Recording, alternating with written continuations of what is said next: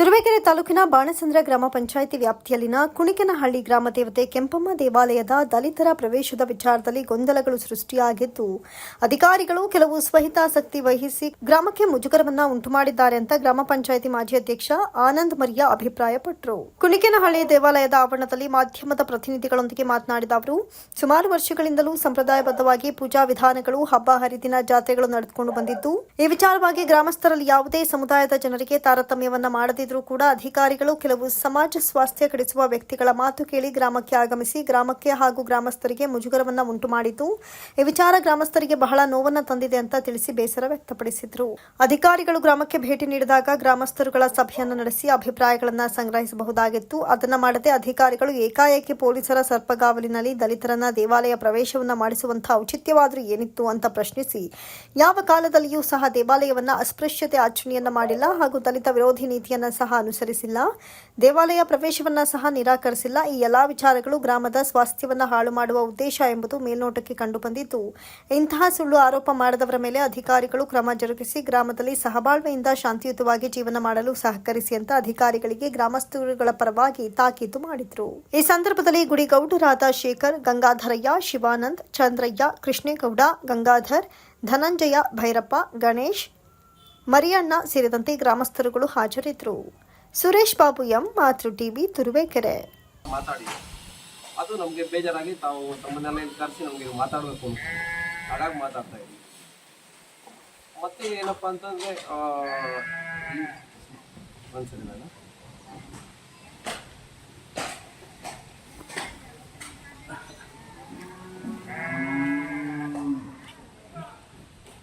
ಸರ್ಕಾರ ಬಂದು ಒಂದು ಜಾತಿಗೆ ಒಂದು ಇದನ್ನ ಏನೋ ಒಂದು ಅಭಿವೃದ್ಧಿ ಮಂಡಳಿ ಆ ಥರ ಎಲ್ಲ ಮಾಡಿಕೊಟ್ಟು ಅವರು ಇಲ್ಲಿ ಏನಾಗಿದೆ ಜಾತಿಯತೆಯನ್ನು ಎತ್ತಿದ್ದಾರೆ.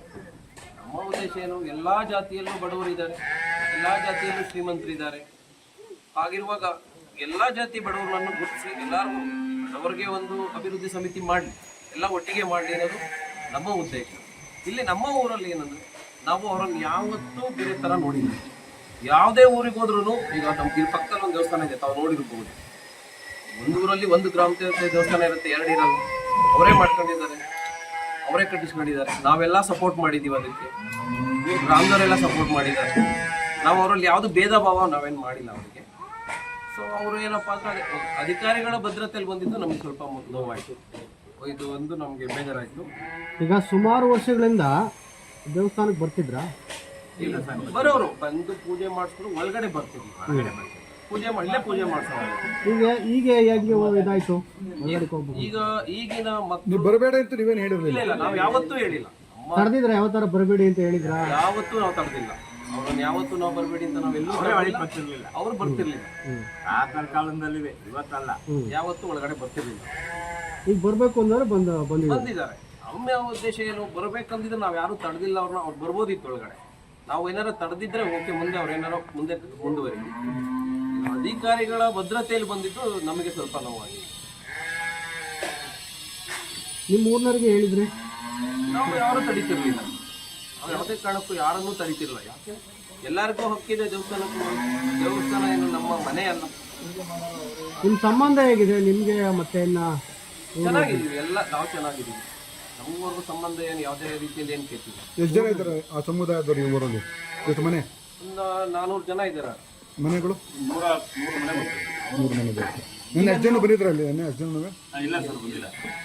ಕೆಲವು ಜನ 8 ಮನೆಯವ್ರು ಬಂದಿರ್ಬೇಕಷ್ಟೇ, ಬಂದು ಹೋಗಿದ್ದಾರೆ. ಈಗ ನಿಮ್ಮ ಮುಂದಿನ ನಿಲುವೇನು? ಮುಂದಿನ ನೀವು ನಮ್ದು ಸರ್ಕಾರಕ್ಕೆ ನಾವು ಇದು ಮಾಡ್ತೀವಿ ಏನಂತ, ನೀವು ನಿಮ್ಮಲ್ಲಿ ಇದನ್ನ ಏನು ಮಾಡ್ತಿದ್ದೀರಲ್ಲ, ಜಾತೀಯತೆಯನ್ನು ನೀವು ಎತ್ತಿಡಿದ್ದೀರಿ, ಅದನ್ನು ಫಸ್ಟು ನೀವು ಸರಿ ಮಾಡಿ. ಸರ್ಕಾರದವರು ಇಲ್ಲಿ ಸಾಮಾನ್ಯ ಜನಕ್ಕೆ ಒಂದು ಆದೇಶ ಮಾಡಿದ್ದೀರ, ಎಲ್ಲರೂ ಸಮಾನರು ಅಂತ ಬಂದು ಅಧಿಕಾರಿಗಳು ಹೇಳ್ತಾರೆ. ನೀವು ಫಸ್ಟು ಅಲ್ಲಿ ನಿಮ್ಮಲ್ಲಿ ಮಾಡಿರುವ ಕೆಲವೊಂದು ಏನು ಮಾಡಿದ್ರೆ, ಈಗ ಒಂದು ಜಾತಿಗೆ ಒಂದು ಆದಿಜಾಂಬವ ಅಭಿವೃದ್ಧಿ ನಿಗಮ, ಆಮೇಲೆ ಗೋವಿ ಅಭಿವೃದ್ಧಿ ನಿಗಮ, ಅಂಬೇಡ್ಕರ್ ಅಭಿವೃದ್ಧಿ ನಿಗಮ, ವಾಲ್ಮೀಕಿ ಅಭಿವೃದ್ಧಿ ನಿಗಮ, ಒಕ್ಕಲಿಗ ಅಭಿವೃದ್ಧಿ, ಈ ಥರ ಜಾತೀಯತೆ ಮೇಲೆ ಮಾಡಿದ್ದೀರಾ ನೀವು. ಅದು ಬೇಡ, ಬಡವರ ಅಭಿವೃದ್ಧಿ ನಿಗಮ ಅಂತ ಮಾಡಿ ಎಲ್ಲರಿಗೂ, ಎಲ್ಲ ಜಾತಿಯಲ್ಲೂ ಬಡವರು ಇದ್ದಾರೆ, ಅವ್ರಿಗೆ ಮಾಡಿಕೊಡಿ, ಎಲ್ಲ ಸವಲತ್ತು ಅವ್ರಿಗೆ ಕೊಡಿ. ಒಂದು ಸಮುದಾಯಕ್ಕೆ ನೀವು ಸವಲತ್ತನ್ನು ಕೊಡ್ತೀರಲ್ಲ, ಒಂದು ಸಮುದಾಯವನ್ನು ಗುರುತಿಸಿ ಅವರಿಗೆ ಇಷ್ಟು ರಿಸರ್ವೇಷನ್ ಅಂತ ಮಾಡಿಕೊಡೋದು ಅದು ನಮ್ಗೆ ಅದು ಸ್ವಲ್ಪ ಇದು ಅದ್ರ ಬಂದು ಎಲ್ಲಾ ಜಾತಿಯಲ್ಲೂ ಇದ್ದಾರೆ, ಎಲ್ಲಾ ಸಮುದಾಯದಲ್ಲೂ ಇದ್ದಾರೆ. ನೇರ ಪಾಯಿಂಟ್ ಏನಪ್ಪಾ ಅಂದ್ರೆ ನಿಮ್ಗೆ ದೇವಸ್ಥಾನದ ಒಳಗಡೆ ಬರೋಕೆ ನಿಮ್ ವಿರೋಧ ಇಲ್ಲ, ಸುಮ್ಮನೆ ನ್ಯೂಸನ್ಸ್ ಮಾಡ್ತಾ ಇದಾರೆ, ನಿಮ್ ಊರ್ನ ಘನತೆ ಗೌರವ ಕಳೀತಾ ಇದಾರೆ ಅನ್ನೋದು. ಈಗ ನಿನ್ನೆ ಸಹ ಬರೀ 10 ಮನೆಯವ್ರು ಬಂದ್ರು ಅಂದ್ರಲ್ಲ, ಮಿಕ್ಕಿದ 100 ಮನೆಯವ್ರು ಏನ್ ಹೇಳ್ತಾರೆ ಅವರು? ಅವ್ರು ಬರಲಿಲ್ಲ. ಇಲ್ಲ, ನಾವು ಒಳಗಡೆ ಇಲ್ಲ, ಮೊದ್ಲಿಂದ ಏನ್ ನಡ್ಕೊಂಡ್ ಬಂದಿದ್ಯೋ ನಾವು ಅದೇ ರೀತಿ ನಡ್ಕೊಂಡು ಹೋಗ್ತೀವಿ. ಅಲ್ಲಲ್ಲ, ಒಳಗಡೆ ಬಂದಿದ್ದಕ್ಕೆ ಏನಾದ್ರು ಅವ್ರು ಆಕ್ಷೇಪಣೆ ಮಾಡ್ತಾ ಇದಾರ? ನಿಮ್ಗೆ ಯಾವ ತರ? ಇಲ್ಲ ದೇವ್ರೆ, ಪೂರ್ತಿ ಬಂದು ಎಲ್ಲ ಸಮಾಜ ಎಲ್ಲ ಫುಲ್ ನಿಂತಿತ್ತು. ಎಲ್ಲ ಬಂದಿದ್ರು, ಹೋಗಿಲ್ಲ. ಇವತ್ತು 20 ಮನೆ ಬಂದರೆ ನಾಲ್ಕು ಮನೆ ಪೂರ ಎಲ್ಲ ತಪ್ಪಿ ಬರ್ತಾರೆ. ಬರೋದಕ್ಕೆ ನಿಮ್ದೇನು ಆಕ್ಷೇಪಣೆ ಇಲ್ವಲ್ಲ? ಯಾರು ನಾವೇನು ಹೋಗ್ಬೇಕಂದಿದ್ರೆ ಇಲ್ಲಿ ಯಾರು ತಡೀತಿರ್ಲಿಲ್ಲ. ಅಧಿಕಾರಿಗಳ ಭದ್ರತೆಯಲ್ಲಿ ಬಂದಿದ್ದು ತಹಸೀಲ್ದಾರ್ ಬಂದಿದ್ದು ಅದೇ ಸ್ಟೇಟ್ಮೆಂಟ್ ಕೊಟ್ಟವ್ ನಾವು. ನಾವು ಹಿಂದಿಂದ ಅಣ್ಣ ತಮ್ಮದಿರಂಗ ಬಹಳ ಹಿಂದೆ ಹೋಗ್ತಿದ್ದು. ಸುಮಾರು ಶತಮಾನದಿಂದ ಎರಡು ಗಲಭೆಯಿಂದಲೇ ತುಂಬಾ ಸಂತೋಷದಿಂದ. ನಿನ್ನೆ ಡಿವೈಸಿ ಸಾಹೇಬ್ರಿಗೂ ಅದನ್ನೇ ಹೇಳಿದೆ ಸರ್, ನೀವು ಸರ್ ಇಷ್ಟೊಂದು ನೀವು ಅಲ್ಲಿಂದ ಬರುವಂಥದ್ದು ದೊಡ್ಡ ವಿಷಯ ಕ್ರಿಯೇಟ್ ಮಾಡ್ಕೊಂಡು ಬರುವಂಥದ್ದು ಏನಿಲ್ಲ, ನಾವು ಯಾರು ನೀವೇನೋ ತೊಂದರೆ ಮಾಡಿ ಇಲ್ಲ ಸರ್, ಯಾರು ತೊಂದರೆ ಮಾಡ್ತಾ ಇಲ್ಲ.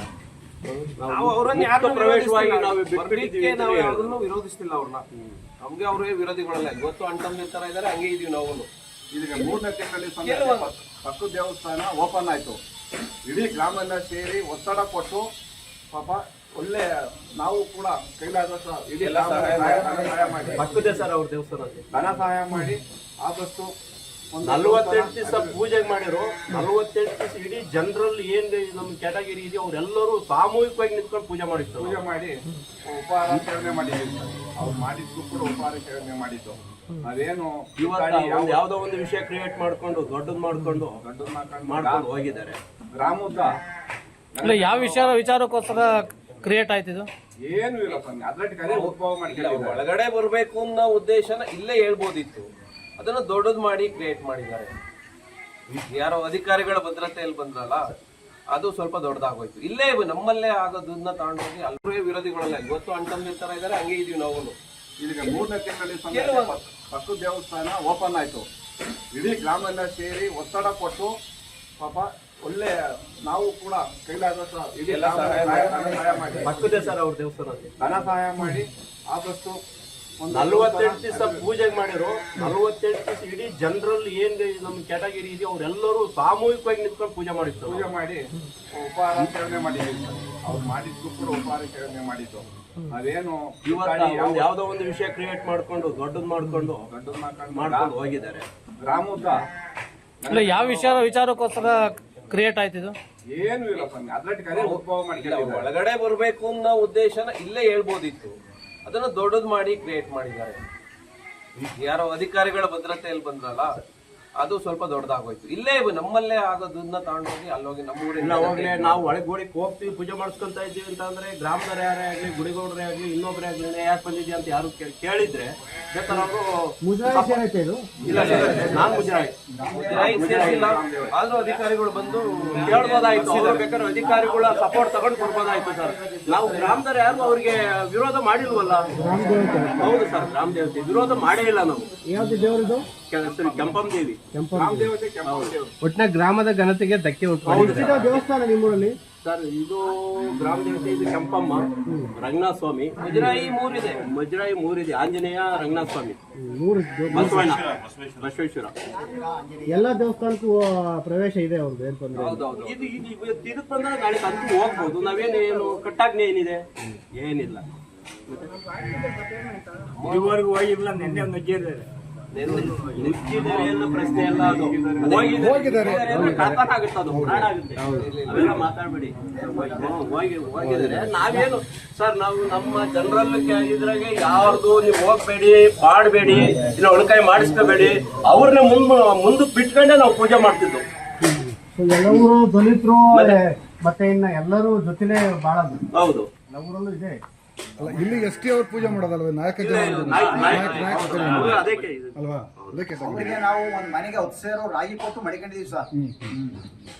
ಆಮೇಲೆ ಸರ್, ಈಗ ಊರಿಂದ ಹಿಂಗೇನಾರ ಪ್ರೋಗ್ರೆಸ್ ಹಿಂಗೆಲ್ಲ ನೀವ್ ಯಾರ ಬರ್ತೀವಿ ಅಂದ್ರೆ ಹೇಳೋದಕ್ಕೆ ಒಬ್ಬರಿಗೆ ನೇಮಕ ಮಾಡ್ಕೊಂಡಿದೀವಿ. ಅವ್ರಿಗೆ 70,000 ರೂಪಾಯಿ ಕೊಡ್ತಾ ಇದೀವಿ ವರ್ಷಕ್ಕೆ 70,000 ರೂಪಾಯಿ ಕೂಲಿ.